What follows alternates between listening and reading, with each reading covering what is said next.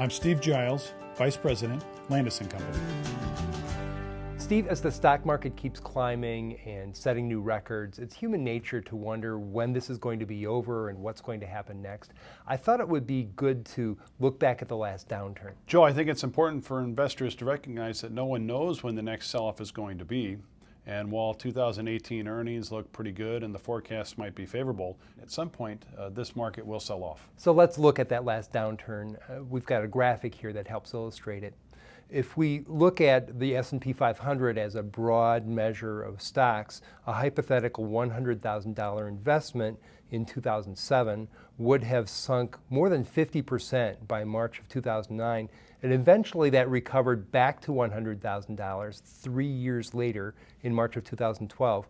That's with dividends reinvested.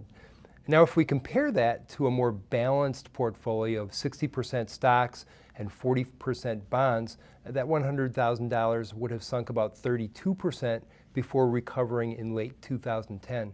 Again, that's total return, including interest and dividend payments.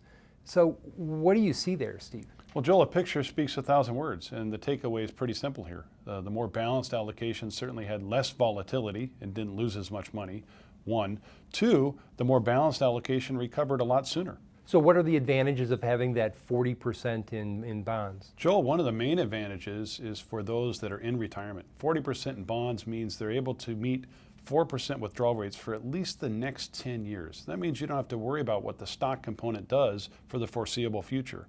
For those that are not yet in retirement, not yet taking withdrawals, the 40% in bonds is going to give them some dry powder so they can take advantage of the market having sold off to buy when prices are low. Now, that's just the last downturn, which was nothing like any downturn before that. The next one probably will look different. What sorts of general lessons can we take from this? Well, I think two things, Joel. One, stay invested, and two, be diversified.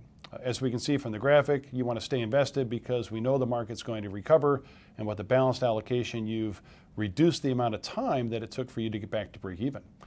Two, to be diversified. That's the whole reduction in volatility that we've got from a 60-40 mix. Steve, that diversification, the balance is different for every person. How do you determine what's the right mix of stocks and bonds and other assets?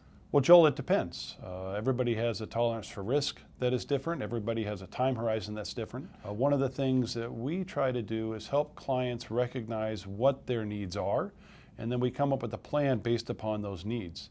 That plan might be different from one to the next. The important thing is that you recognize that you need to come up with a plan. Coming up with a plan is important because it helps us to remove emotion from our investing decisions.